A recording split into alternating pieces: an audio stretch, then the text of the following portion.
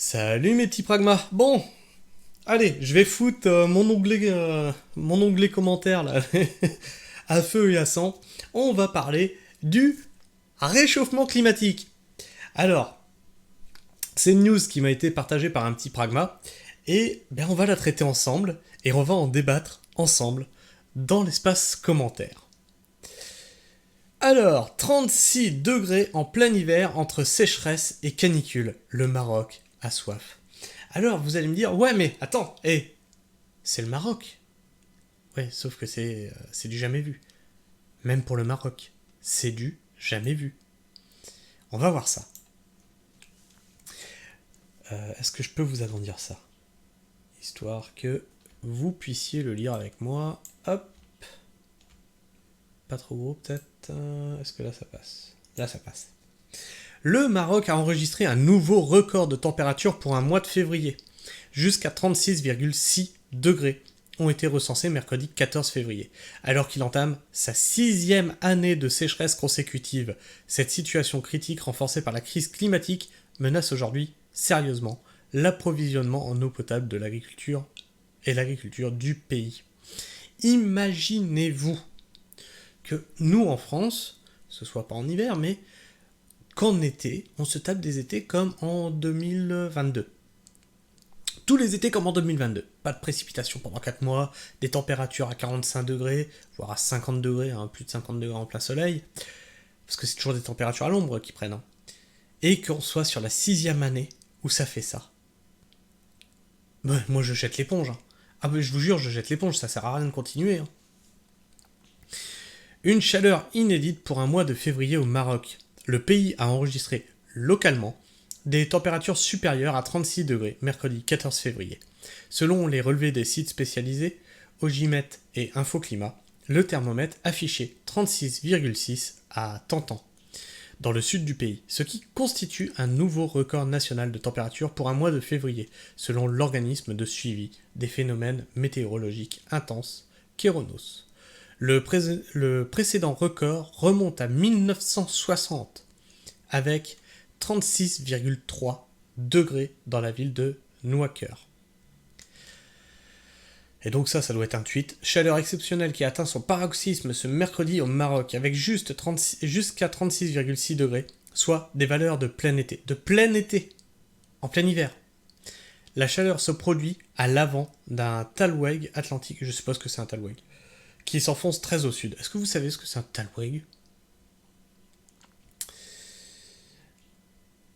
Ailleurs dans le pays, il a également fait chaud, avec près de 36,4 degrés au sud d'Essaouira, 36 degrés à Agadir, 35,6 à Safi, 34,8 à Casablanca.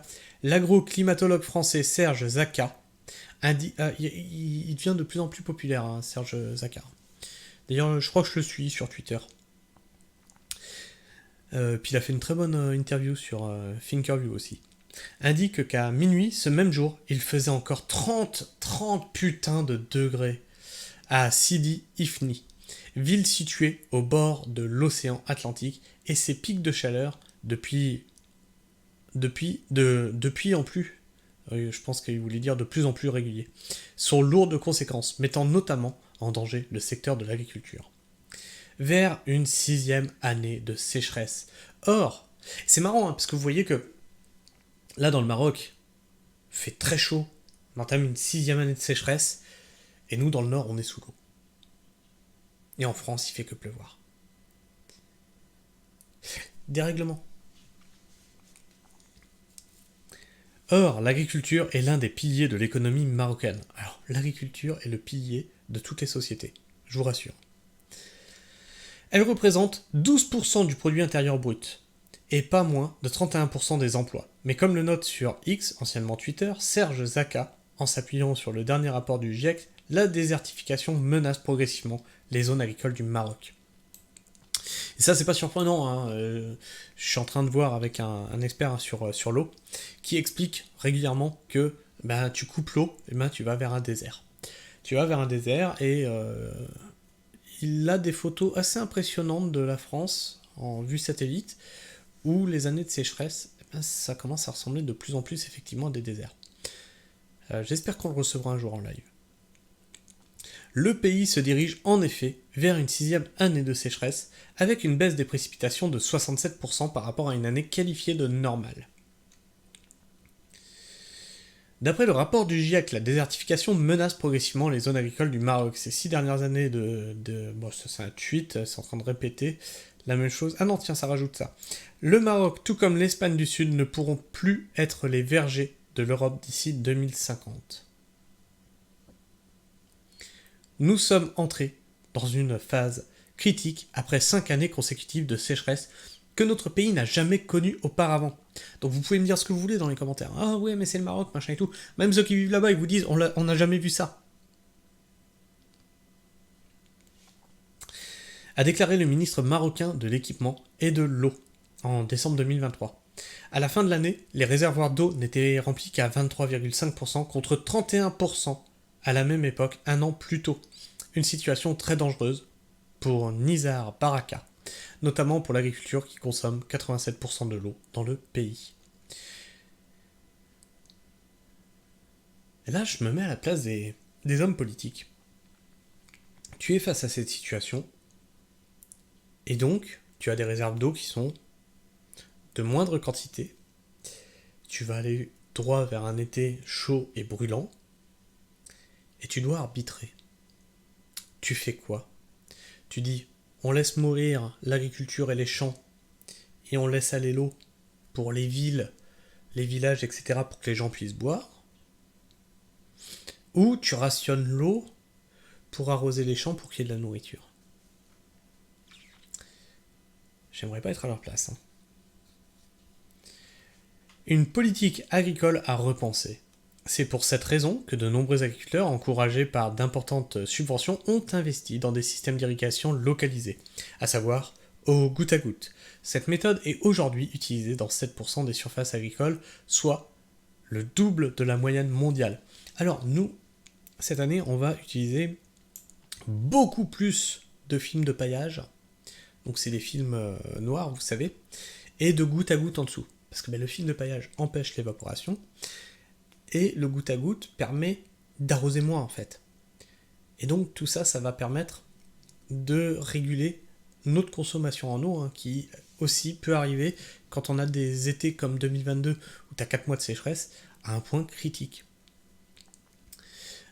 Et il existe du film de paillage biodégradable, on appelle ça même du film de paillage compostable. Donc l'année dernière on utilisait du plastique, mais là cette année on va partir vers du bio. Et l'utilisation de la paille bien entendu, dans un système permacole, beaucoup de paille, mais pour des tomates ou des choses comme ça, ou des choses où tu n'as pas vraiment envie d'avoir à désherber, parce que la paille ne t'empêche pas l'enherbement, quoi qu'on en dise, eh bien un film de paillage. Et ce n'est pas nocif pour la vie du sol.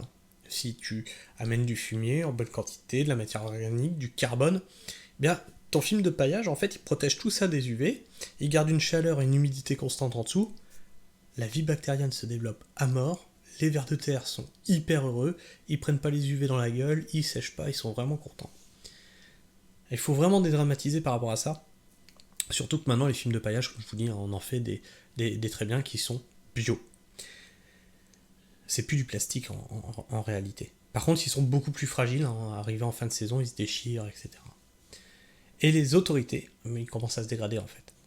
Et les autorités ont également fait la part belle au projet de désalinisation. D'ici la fin 2027, le pays prévoit la construction de 7 stations de dessalement d'une capacité totale de 143 millions de mètres cubes par an. Il en existe actuellement 12 dans le pays d'une capacité totale de 179,3 millions de mètres cubes par an, selon les données officielles. Mais la grande révolution agricole sera celle des semences.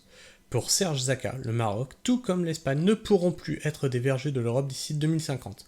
En conséquence, le Maroc et l'Andalousie vont sortir progressivement de la biogéographie, aire de répartition des espèces. De nombreuses espèces, comme l'olivier, explique-t-il, et des vergers entiers, ont déjà été arrachés ces dernières années pour laisser place à des plants plus résistants à la chaleur et au stress hydrique.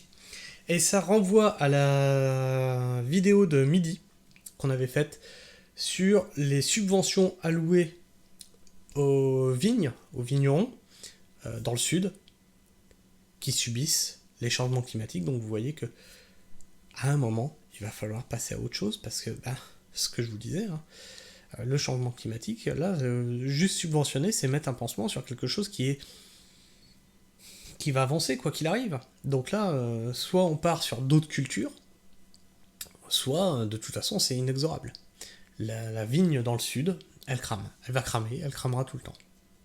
Enfin bref, je sais pas ce que vous pensez de ça, je sais que le sujet va être brûlant, sans mauvais jeu de mots, parce que je sais que dès qu'on attaque le sujet changement climatique, réchauffement, sécheresse, déficit hydrique, je sais que là, tout de suite, oulala, ça...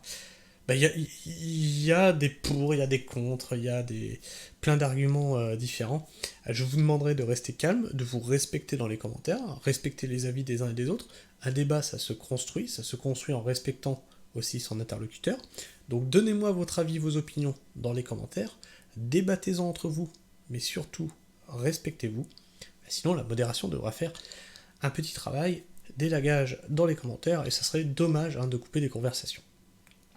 Puis si vous êtes encore là en fin de vidéo, n'hésitez pas à vous abonner, à activer la petite cloche, ça c'est pour ne rater aucune de mes sorties vidéo. Et puis si vous savez pas quoi laisser comme commentaire, c'est pas toujours évident de savoir quoi commenter, mais que vous avez vu la vidéo et que vous voulez le signifier, vous pouvez toujours me laisser un like, ou un dislike si vous aimez pas, et puis que vous voulez me dire que ma tronche de barbu ne vous revient pas. Sur ce, moi, je vous fais la bise, prenez soin du sol, et restez pragmatique. Ciao.